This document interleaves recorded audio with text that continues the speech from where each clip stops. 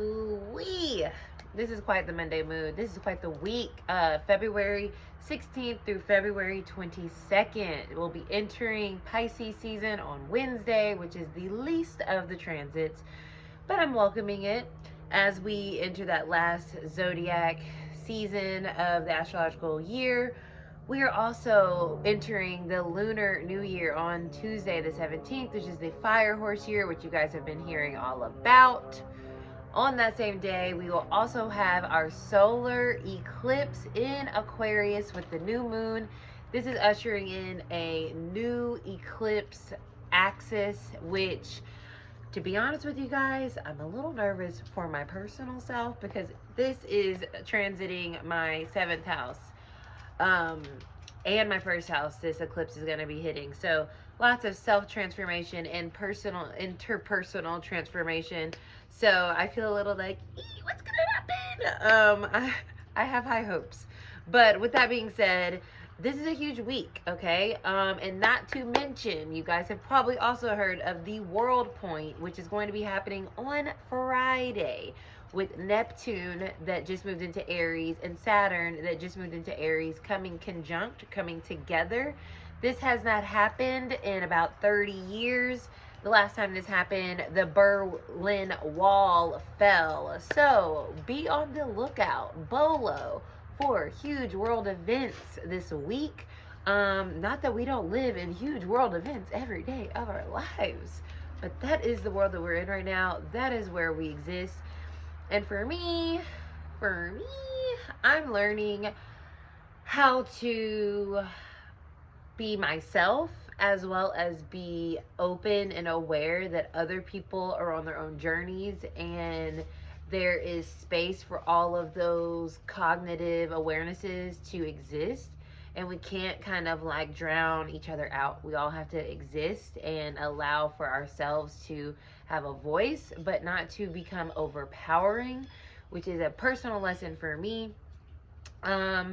And I think that this week, because we're going to be going into a Mercury retrograde next week, is going to help us kind of get some clarity amidst all these changes because we're trying to move forward, right? That is the energy of this week. Forward movement.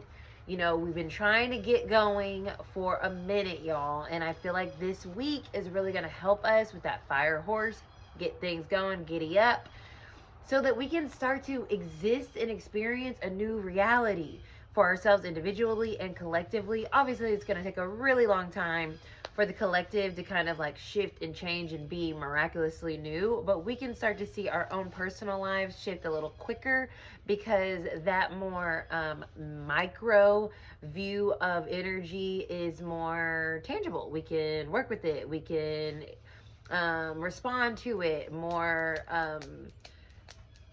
quickly, more in our face, right? It's there. We can't ignore it when it's our lives. So I do hope, my hope is this new moon and eclipse brings in this like cleared out energy of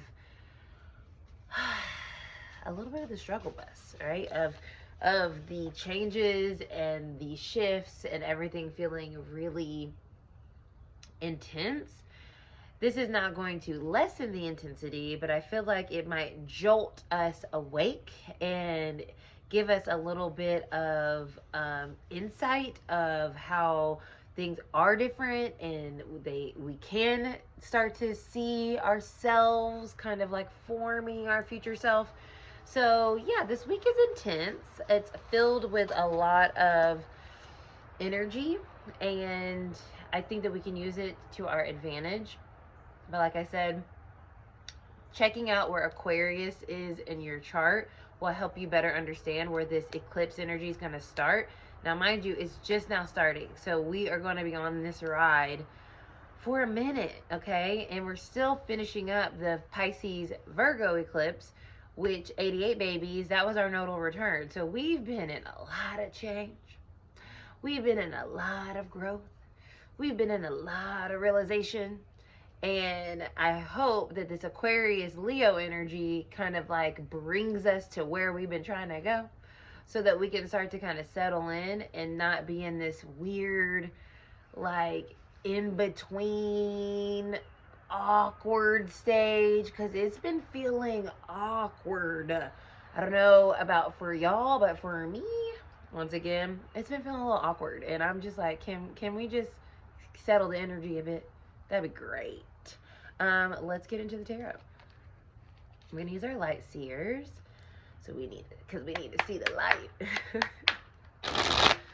What is the energy for the collective? Anybody that sees this for the week of February 16th through the 22nd. Welcome in this Pisces season, okay?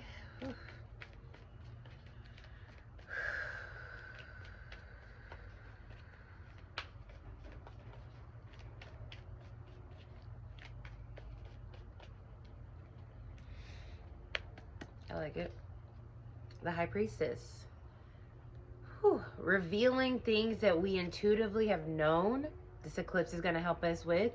This is a, it's interesting when I think about the High Priestess because it's like a hidden energy, yet a very intuitive one, right? Because we know things intuitively, but we may not see them. And that goes into what I was saying about this unsettled energy that we've all kind of been in.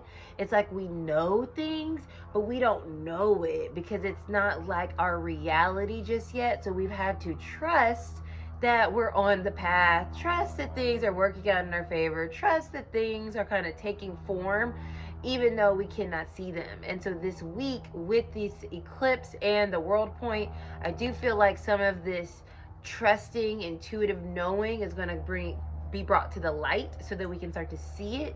And then we know what we're working with as we move forward. So like, okay, I can settle into like this reality, even if we're still building it, nurturing it. We know at least, okay, what I was feeling and thinking, whether it's, positive, not so great, whatever the case may be for us individually. I do feel like this week is going to open up that curtain that has been veiled from us in terms of like, is this happening or not? Like, that's the energy that I get off of this. Let's see what's on top.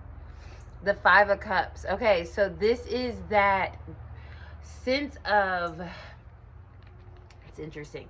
Five of Cups talks about having faith in the midst of loss or change. So what's being revealed to us, I feel this week, is the